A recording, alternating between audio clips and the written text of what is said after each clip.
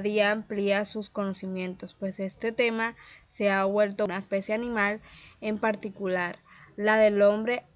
Anatomía aplicada es el estudio anatómico a la anatomía de la cabeza a la anatomía cerebral y divide todo el cuerpo en dos mitades simétricas, que divide longitudinalmente el cuerpo del animal en dos partes sistemáticas, derecha e izquierda.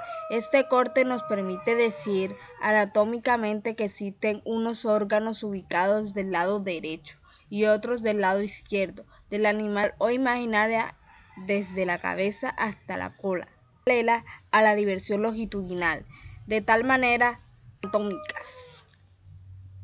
Primero, sus